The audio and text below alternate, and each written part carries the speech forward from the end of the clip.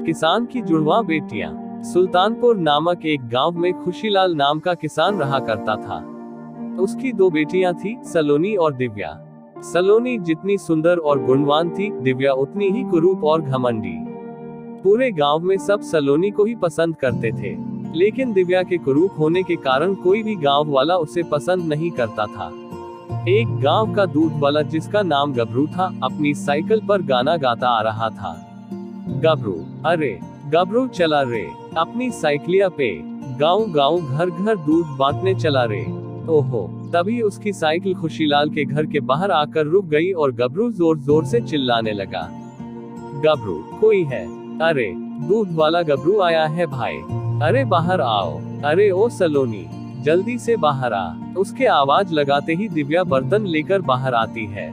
गबरू, अरे रे तेरे की, ये क्या देख लिया गबरू, अरे छी छी छी, सुबह सुबह पूरा फ्रेश मूड खराब हो गया भैया। हाय, इस काली कलूटी को देख लिया। अरे रे, कितनी बार कहा है तुम दूध लेने तुम मत आया करो, लेकिन तुम हो कि अपना ये बदसूरत चेहरा उठाकर मेरे सामने आ जाती हो। तभी वहां पर बहुत ही सुंदर दिखने वाली सलोनी आती है। सलोनी, अरे क्या हुआ गबरू भैया, क्यों चिल्ला रहे हैं आप, सब ठीक तो है ना? गबरू, अरे रे क्या कहा भैया, अरे मैं तुम्हारा भैया थोड़े ही लगता हूँ, लेकिन सलोनी जी आज आप क्यों नहीं आई दूध लेने, बल्कि आपकी ये काली बहन आई, जिसे देखकर मेरा पूरा मूड ही खराब हो गया। हाँ, अगर आपको पहले देखता तो मेरा पूरा दिन बन जाता भैया। आखिर कितनी स्मार्ट जो है आप। दिव्या, ये सब तेरे ही कारण होता है, तू ही मेरी सबसे बड़ी दुश्मन है। तेरे इतने सुंदर होने की वजह से मुझे ऐसी बातें सुननी पड़ती है। और देखो तो सही इस कद्दू जैसे गबरू को, खुद तो 2 इंच का भी नहीं है और कैसे मेरे काले रंग के कारण मुझे बदसूरत बोल रहा है। अरे खुद को कभी देखा है आईने में? आया बड़ा मुझे बदसूरत कहने वाला, चल जा यहाँ से। गबरू, अरे रे तो ठीक है, भड़कती क्यों हो भाई? अरे जा रहा हूँ यहाँ से। सलोनी, नहीं दीदी, ऐसा बिल्कुल भी नहीं है, तुम मेरी प्यारी बहन हो, तुम जैसी भी हो मुझे बहुत प्यारी हो, ना जाने तुम क्यों ऐसा सोचती हो। तभी दिव्या और सलोनी के पिता खुशीलाल वहां आते हैं। खुशीलाल, अरे उठ गई मेरी दोनों प्यारी बेटियां। क्या बात है दिव्या बेटी, आज तो तुम भी जल्दी उठ गई, वरना तो रोज तुमसे पहले तो सलोनी बेटी ही उठा करती है। दिव्या, क्या कहना चाहते हैं आप पिताजी? आज जल्दी उठ गई मतलब यही कहना चाहते हैं कि मैं रोज कितनी देर तक सोती हूँ और आपकी प्यारी सलोनी बेटिया कितनी अच्छी है जो रोज सुबह जल्दी उठ जाया करती है। आखिर इस सलोनी की तो तारीफ करते हो, इतनी सुंदर जो है, मैं इतनी कुरूप जो हूँ। जिसके बाद दिव्या वहां से चली जाती है। खुशीलाल, अरे नहीं बेटा, तुम ऐसा क्यों समझती हो, मैं तुमसे उतना ही प्यार करता हूँ जितना मैं सलोनी से करता हूँ, लेकिन न जाने क्यों तुम ऐसा सोचती हो। सलोनी, अरे पिताजी आप चिंता मत कीजिए, दिव्या तो बस ऐसे ही बोलती है, दिल की बहुत अच्छी है मेरी बहन, आप चिंता मत कीजिए, देखिएगा एक दिन दिव्या दीदी ऐसी बातें करना बंद कर देंगी। अच्छा पिताजी, आप गांव के बाजार जा रहे हैं तो मेरे लिए लाला की दुकान से गर्मा गर्म समोसे लेते आना, आज बहुत दिल कर रहा है। खुशीलाल, अच्छा ठीक है बिटिया, ले आऊंगा तेरे लिए समोसे। अच्छा, अब मैं चलता हूँ। थोड़ी देर बाद खुशीलाल समोसे और जलेबियां लेकर आता है। खुशीलाल, अरे कहाँ हो मेरी प्यारी बेटियों, दिव्या और सलोनी, अरे जरा देखो तो सही, मैं तुम्हारे लिए बाजार से समोसे और जलेबियां लेकर आया हूँ भाई। अरे देखो बाहर तो आ जरा। सलोनी, अरे पिताजी आप आ गए, अरे वाह कितने सारे समोसे और जलेबियां लेकर आए हैं, वाह मुझे तो बहुत जोर की भूख लगी है। दिव्या, हाँ ये समोसे और जलेबियां भी पिताजी तेरे लिए लाए होंगे, आखिर तू पिताजी की इतनी सुंदर बेटी है ना, जा तू ही खा ले सलोनी ये गर्मागर्म समोसे और जलेबियां।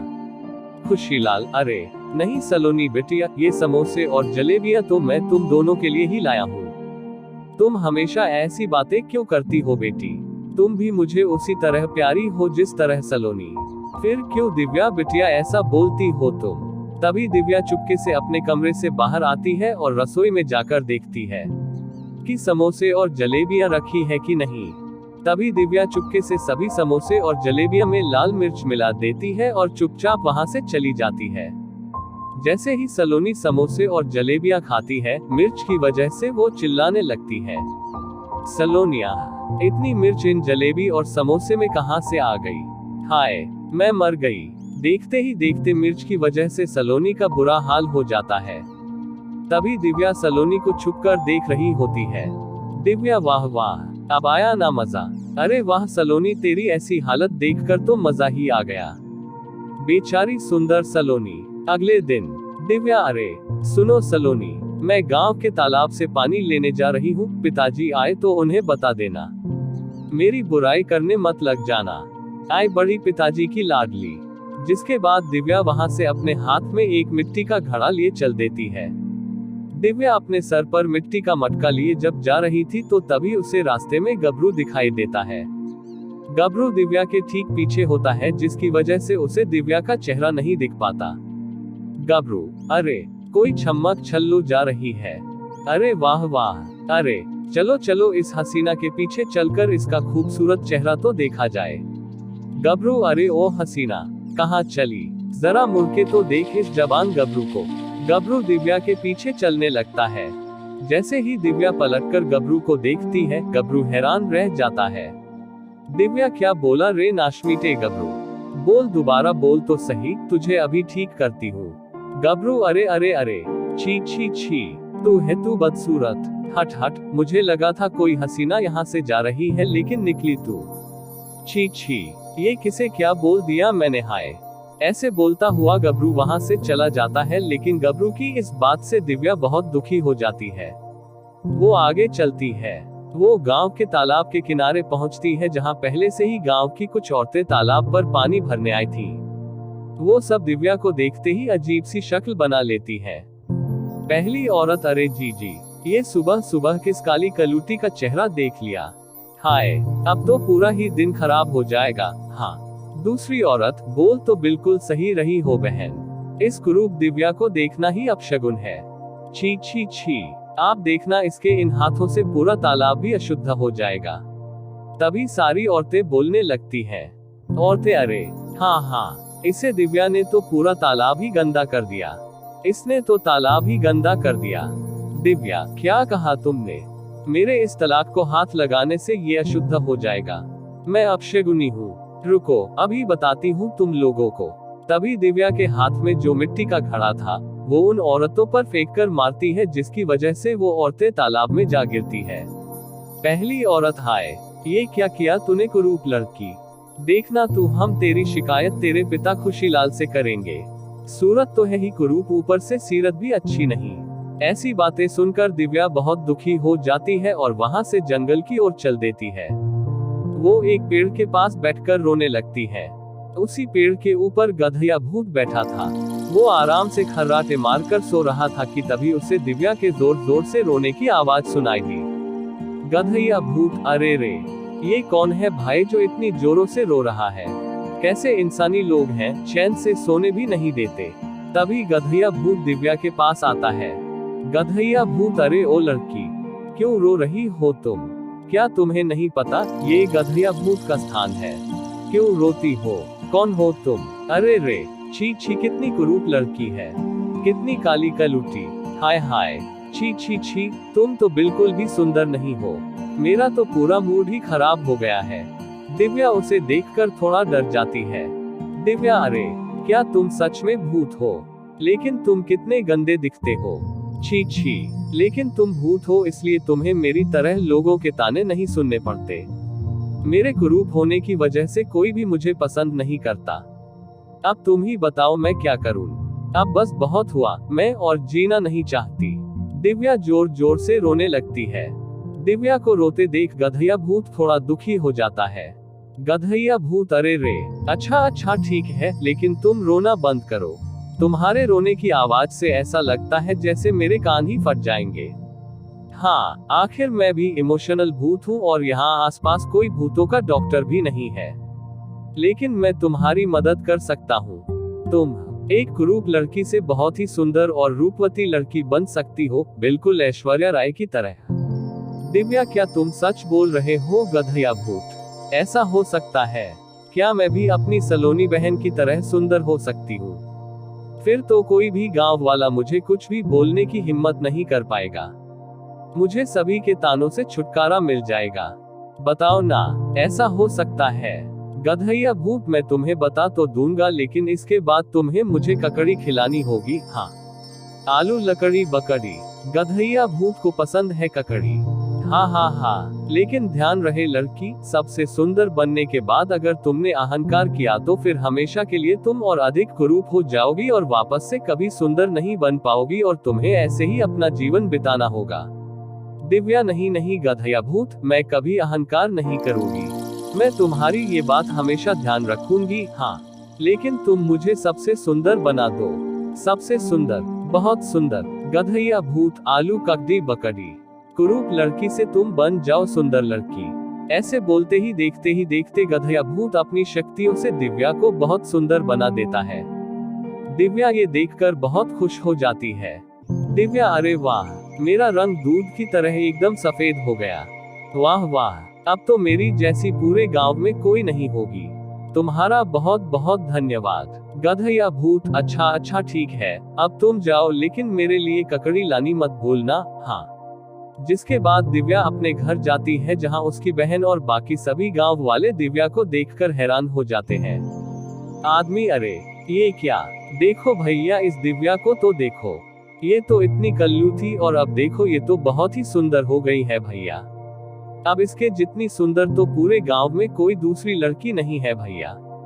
वाह, ये तो चमत्कार ही हो गया है। दिव्या ये बात सुनकर बहुत ही खुश हो जाती है और अपने घर जाती है, जहां सलोनी बैठी हुई उसका इंतजार कर रही थी। लेकिन सलोनी जैसे ही दिव्या को देखती है, उसके होश उड़ जाते हैं। सलोनी, अरे ये क्या दीदी, तुम तो पूरी तरह बदल गई। आखिर कहाँ गई थी तुम? मुझे बताओ, मैं और पिताजी तुम्हें कब से ढूंढ रहे थे। दिव्या, हाँ ठीक है, अब आ गई ना मैं, और ये देख, अब मैं तुझसे भी ज्यादा सुंदर हो गई हूँ। अब तू देखना, पूरे गांव में सिर्फ मेरी ही सुंदरता के चर्चे होंगे। अच्छा, मैं जाकर अपने कमरे में आराम करती हूँ, आज बहुत थक गई हूँ मैं। जिसके बाद दिव्या वहां से अपने कमरे में चली जाती है। सलोनी, आखिर ये दीदी को क्या हो गया है? दीदी एकदम से इतनी सुंदर कैसे हो गई? मेरी तो कुछ समझ में ही नहीं आ रहा। उधर जब से दिव्या सुंदर रूप की हुई, वह गांव वालों को कुछ नहीं समझती थी, बस सबको अपने सुंदर होने का घमंड दिखाया करती थी। एक दिन दिव्या सब्जी खरीदने गांव के बाजार जाती है, तभी उसे एक भिखारिन बुढ़िया अपने हाथों से दिव्या के हाथ को पकड़ लेती है। बुढ़िया, अरे ओ बेटी, मुझे कुछ खाने को दे दे, कई दिनों से कुछ नहीं खाया, कुछ खाने को दे दे बेटी। दिव्या, अरे छी छी, कौन हो तुम? मेरा हाथ छोड़ो, तुम्हारी हिम्मत कैसे हुई मुझे छूने की? छोड़ो मेरा हाथ, तुमने अपने गंदे हाथों से मुझे गंदा कर दिया। छी छी, अब मुझे घर जाकर गंगा जल से स्नान करना होगा। ये सब सुनते ही बेचारी भिखारिन बुढ़िया बहुत दुखी हो जाती है और गुस्से में आ जाती है। बुढ़िया, क्या कहा तूने? गंदे हाथ? बहुत घमंड है ना तुझे अपने रूप पर? तो जा, मैं तुझे श्राप देती हूँ, आज के बाद तेरा ये रूप चला जाएगा और तू फिर से कुरूप हो जाएगी। अरे जा भिखारिन, तेरे जैसी मामूली बुढ़िया मुझे क्या श्राप देगी? चल जा यहाँ से, मैं गांव में सबसे सुंदर हूँ और हमेशा मैं ही सुंदर रहूंगी, मुझसे सुंदर और कोई नहीं। दिव्या अपने घर जाती है और जाकर सो जाती है, लेकिन जैसे ही सुबह उठती है, सलोनी उसे देखकर हैरान हो जाती है। सलोनी, अरे ये क्या हुआ दीदी आपके चेहरे को, ये कैसे हुआ? दिव्या, अरे तू जलती है मुझसे इसलिए ऐसे बोल रही है? हाँ, मेरा सुंदर चेहरा अच्छा नहीं लगता ना तुझे? आय बड़ी। तभी दिव्या शीशे में अपना चेहरा देखती है, उसका पूरा चेहरा बेहद ही कुरूप हो जाता है और चेहरे पर एक बड़ी सी नाक उगाती है। तभी दिव्या जोर जोर से चिल्लाने लगती है। दिव्या, हाय हाय, ये क्या हो गया? तभी दिव्या गधैया भूत के पास जाती है। दिव्या, अरे गधैया भूत, ये देखो ना क्या हो गया, क्या कर दिया तुमने? मुझे पहले से भी अधिक बदसूरत बना दिया मेरे को। मेरे चेहरे पर ये कितनी भद्दी दिखने वाली नाग उगाई है, ये क्या किया तुमने? गधैया भूत, अरे हाँ सच में, ये क्या हुआ? तुम तो पहले से भी अधिक भद्दी दिख रही हो। छी छी, और ये क्या, तुम आज इतने दिनों बाद भी खाली हाथ ही आए हो? कहाँ है ककड़ी? यहाँ ना जाने कितने दिन से मैं रोज तुम्हारी राह देखता हूँ कि तुम कब मेरी फेवरेट ककड़ी लेकर आओगी और कब मैं लबालब ककड़ी खाऊंगा। दिव्या, मैं तुम्हारे लिए बहुत सारी ककड़ी लाऊंगी, बस मुझे एक बार और सुंदर बना दो। गधैया भूत, स्वार्थी लड़की हो तुम। ये सब तुम्हारे ही कारण हुआ है। तुम्हारी यह दशा जो भी है, तुमने ही की है। सुंदर होने के बाद तुम बहुत अहंकारी हो गई थी। देखो, मैं एक बार अपने जादू से तुम्हारी मदद कर सकता था, क्योंकि लोग तुम्हें बहुत ताने मारते थे, लेकिन तुम हो कि सुधारने का नाम ही नहीं ले रही हो। अपने आप को सच में एंजेलिना जोली समझने लगी थी। अब भुगतो, मैं तो चला ककड़ी ढूंढने। यह कहकर गधैया भूत आसमान में उड़ने लगता है और वहां से चला जाता है। गधैया भूत की ऐसी बातें सुनकर दिव्या जोर जोर से रोने लगती है। दिव्या पूरे जीवन अपने कुरूपता के साथ ही बिताती है और गांव वाले उसे देखकर खूब उसका मजाक उड़ाते हैं। आखिर उसे अपने अहंकार की बहुत भारी कीमत चुकानी पड़ी। इस कहानी से आपने क्या सीखा, नीचे कमेंट में हमें जरूर बताएं।